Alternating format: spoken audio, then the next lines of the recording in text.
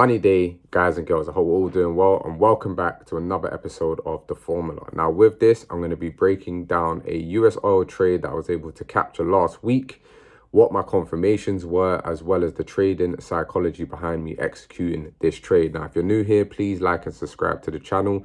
I'm going to be doing this as consistently as I can, and this is all based off of trades that I am actually taking. I will be putting the results within this window somewhere, so just stay tuned. Okay, so let's break down what actually went on with this trade and what I was able to do with it. Let's get it. Right, so when we was getting into this trade, guys, okay, US oil is one of my pairs that I do like to trade. Okay, I don't trade many pairs, but US oil is one of the markets that I do like. From a technical perspective, it's very, very good. Now, this bigger area that we already have, that's highlighted at the bottom, this is a weekly time frame area. Okay, now for those that trade price action, if you go on a weekly, you'll be able to spot what I'm talking about. Now, going into that price action on Monday, okay, so I didn't catch any of this move because I wasn't seeing enough, right? But then once this had happened and we had got that continuation, that's when I started to become interested. So going into that Monday, what I was looking for was for price to potentially play into this imbalanced area here, okay, and then we could potentially get a move from there. So that wasn't the case originally. So going into the Monday, that isn't what occurred. So as Tuesday kind of played out, we went into the Tuesday price action, we got a new higher high. Now, that is the area that started to stand out to me. Okay, I can't make up areas of interest. It's what price does. Okay, you have to just be able to react to it. So once we had established that, this area here in terms of this imbalance area was what kind of caught my eye to say, okay, this is where I'm going to be looking at. Obviously, we can still have this area in mind, but we can't wait for areas. Okay, we've got to play what is kind of being shown. So once that had occurred, I basically went to a smaller time frame to see what I could see within that area. And then after doing that is when you're going to start to see, okay, what can I actually use here from a confirmation perspective? So my confirmation is being within that 3-hour area. Okay, we had a imbalance here. Now, I don't draw the imbalance once it's within another imbalance. I just know that is an area of imbalance on a smaller time frame. So it could react from there. So after we had, my price entry for this was like 87.29, 87.30. So when price had wicked into here, I actually had a buy limit for this. Okay, so my buy limit got tagged in, and my stop loss was quite wide. It had to be outside of the imbalanced area. Okay, so me knowing that, it's fine. It has to be. You can't put it within these lows because it can fill this whole imbalance area out. So I had to put it outside of it. Excuse me. So once I had established what I was doing with the trade, okay, price on the smaller time frame started to then show us a decline, right? So once we move to the smaller time frame, okay, we start to notice that, yeah, these little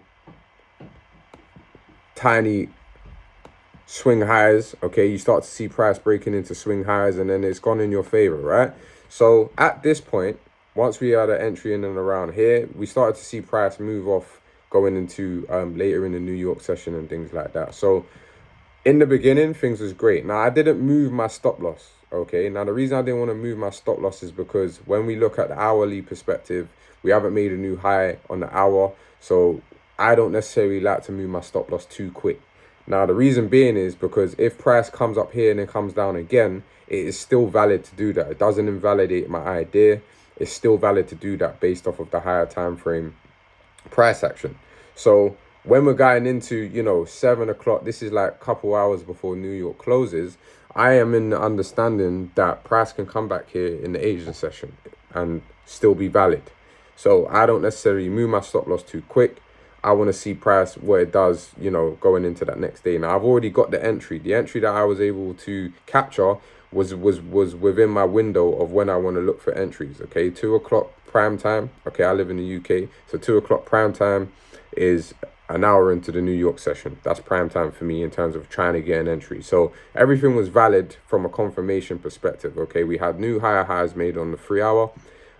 We had an imbalance to play into, and then a smaller time frame area of interest. That's enough confirmations for me on this particular trade. Now, going into that Wednesday, okay, price had given me a bit of profit, but again, I did not take anything because my areas that I was interested in are a lot higher, and they're not based off the 15-minute time frame. Now, obviously, you can see here on the 15-minute, on the 3-minute, we reacted off of this imbalance and we came back down. Okay, now, middle of the night time, I'm not checking my charts. I'm already in the trade. I'll come back to it the following day. Now, going into that London session, right, price had broke through the floor, okay? And I actually took a loss on this trade. So the first entry that I had gave me some profit, but it ended in a loss. Now, I wasn't expecting that, but you have to be aware that these things can still happen. So if we zoom out again and we go into the actual picture, overall picture of what actually occurred, right? We understand that if we look at the picture for what it is and not, get too emotional at the fact that we got stopped out, this isn't a sell. It's still a buy. Now, in us knowing this, right, okay, you had that area invalidated. So that imbalance is no longer there. What else is now here? Okay, what else is now here that it could have reached down for? Okay, we had this area of liquidity. There would have been liquidity, including my stop loss. My stop loss was there too. And then below that, right, there's a 1 hour imbalance that we also had. So there was multiple areas, right, but I based it off of the 3 hour area. Okay, that was what I was basing it off of to then give me my entry.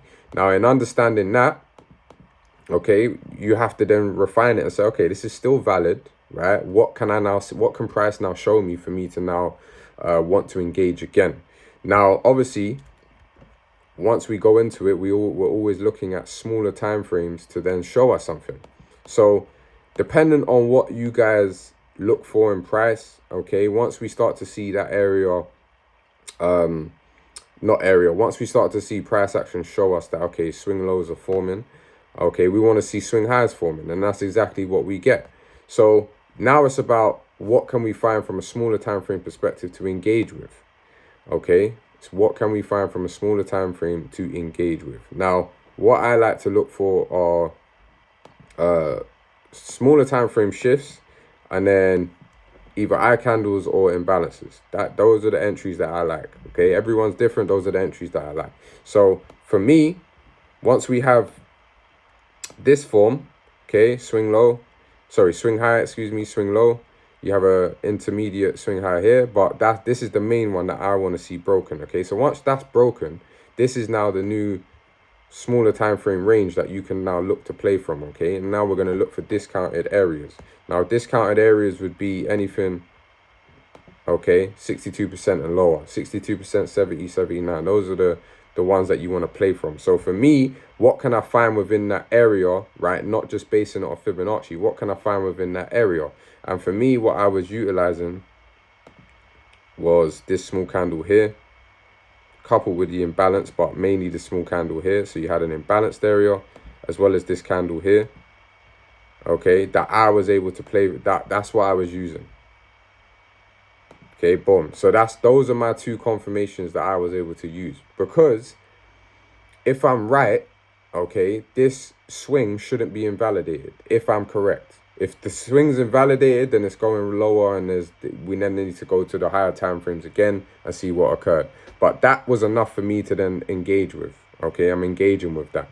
So once that had happened, okay, if I just get rid of the fib, once that had happened, everything that I'm now looking at is based off of the original time frame that I was spotting the setup on in the first place, right? So you always, when it comes to take profits and where you think price could go and all of these things, you don't want to base it off of the time frame that you're getting the entry on. It's just, where do you think price is going to go?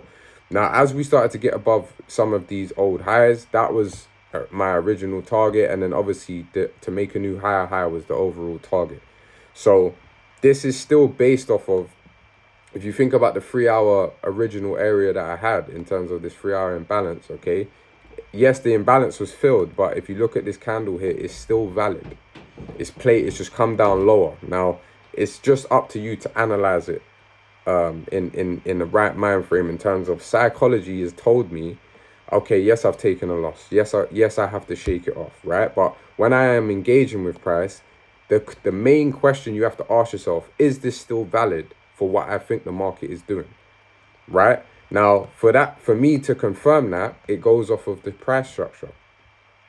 If we got a swing low here and a swing high here, and I was entering in and around here, hoping for a swing high, right?